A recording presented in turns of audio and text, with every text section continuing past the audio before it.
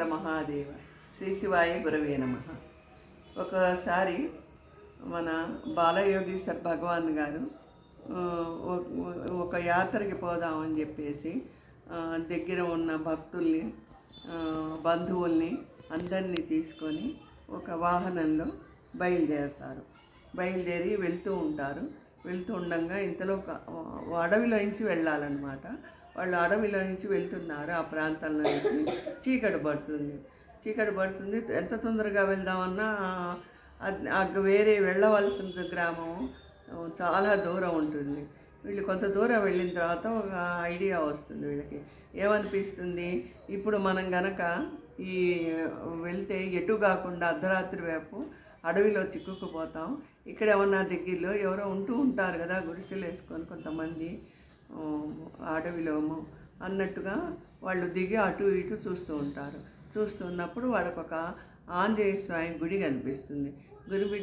కనిపించేటప్పటికీ ఇంకేమి మనకి అభయ ఆంజనేయ స్వామి దర్శనం ఇవ్వనే ఇచ్చాడు, మనం ఇక్కడ విశ్రాంతి తీసుకుందాం అన్న అభిప్రాయంతో వాళ్ళు అక్కడ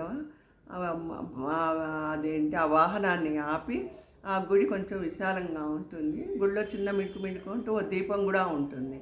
సరే, వీళ్ళు ఏం చేస్తారంటే ఒకవైపు అంతా వచ్చిన భక్తులు, ఒకవైపు ఆయన కుటుంబ సభ్యులు, అంటే వాళ్ళ అమ్మగారు సావిత్రాబాయి, వాళ్ళ నాన్నగారు రామారావు మహారాజు గారు, వీళ్ళు ఉంటారు.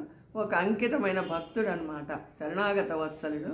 ఆయనకి దగ్గర ముఖ్యమైన ప్రథమ శిష్యుడు ఒక ఆయన ఉంటారు. ఆయన అక్కడ అయితే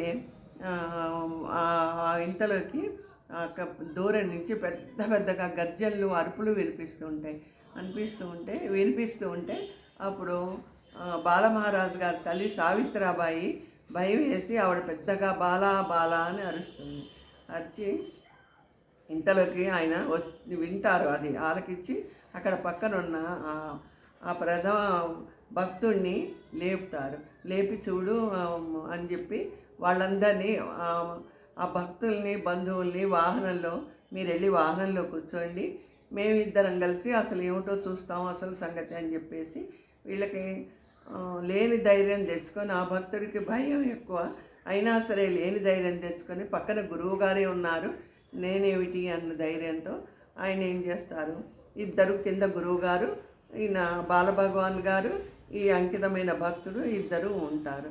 ఉన్న తర్వాత అక్కడ ఏమైనా కనిపిస్తారేమో ఎవరన్నానని అటు ఇటు చూసేటప్పటికీ అక్కడ కొంచెం దూరంలో పొదల్లో ఒక చిన్న గుడిసె కనిపిస్తుంది. గుడిసె కనిపించేప్పటికి వీడు ధైర్యం చేసి ఆ గుడిసె దగ్గరికి పోతారు. అక్కడ ఎవరు ఏమి ఉండదు, గుడిసె ఖాళీగా ఉంటుంది.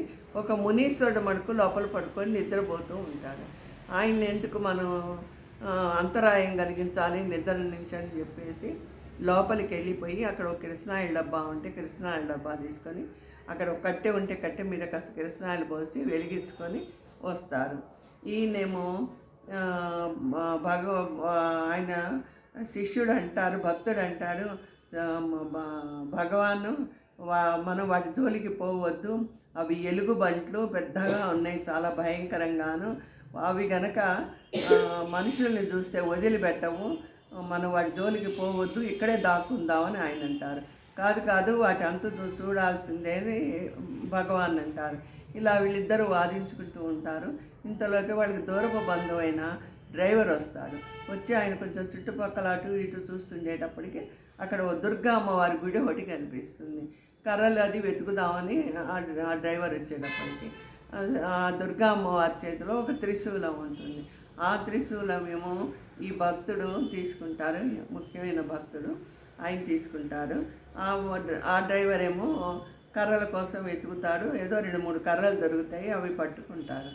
అప్పుడు బాలభగవాన్ అంటారు, మనం వాటి జోలికి పోవద్దు. ఆయనేమో నిప్పుతో ఉన్న కట్టెను పట్టుకుంటారు, ఈ భక్తుడేమో త్రిశూలం పట్టుకుంటారు.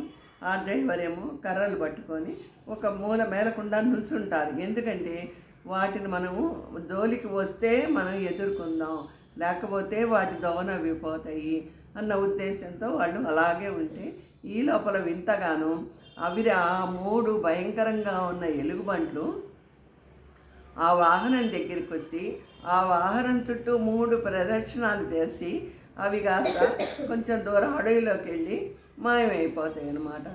అవి మూడు బ్రహ్మ విష్ణు మహేశ్వరులు అన్నమాట అని తర్వాత గురువుగారు అంతరార్థం చెబుతారు. అయితే అవి ఎందుకు అలా పరీక్షణ చేశాయి, అందులో బాలభగవాన్ని కన్నా తల్లిదండ్రులు ఉన్నారు, వాటికి తెలుసు అన్నమాట. అందుకని అవి మెదలకుండా వెళ్ళిపోతాయి అన్నమాట. అక్కడ ఆంజనేయ స్వామి ఉన్నాడు. ఆంజనేయ స్వామి మహానుభావుడు, ఆయన కాపాడుతున్నాడు. ఓ పక్క దుర్గామ్మవారు ఉంది, అందులో ఈశ్వర వరప్రసాదంతో పుట్టిన బాలభగవాన్ మహాదేవి ఉన్నారు. ఇంతమంది ఉన్నప్పుడు ఆ అంకితమైన భక్తుడు కూడా చాలా ఆనందించి వాళ్ళందరూ మళ్ళీ తెల్లవారిన తర్వాత నిదానంగా తిరుగు ప్రయాణంలో మళ్ళీ వాళ్ళు యాత్రకి బయలుదేరుతారు. చూసారా, మన బాలభగవాన్ గారు సాక్షాత్తు ఈశ్వరుడు కనుకనే కదా ఇలాంటి ప్రమాదకరమైనవన్నీ దాటుకుంటూ వస్తున్నారు. ఆ ఎలుగుబంట్లు మనుషుల వాసన చూస్తే అస్సలు వదలం. అలాంటివి అవి ప్రదర్శన చేసే మాయమవటం ఏమిటి, అవి త్రిమూర్తులని అప్పుడు బాలభగవాన్ ఈశ్వర గారు అర్థం చెప్తారనమాట. అంతటి ఈశ్వరు లాంటి భగవాన్ మన దగ్గర ఉంటే మనం అందరం ఆయనకి శరణాగతితో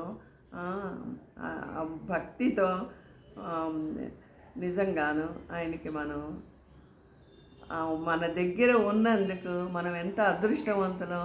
మనం అందరం నిజంగా భక్తి విశ్వాసాలతో నిశ్చలమైన భక్తితో మనం అందరం ఆయన్ని సేవించుకుందామా. హర హర మహాదేవ్. తాడేపల్లి విజయ బ్రహ్మరాంబ.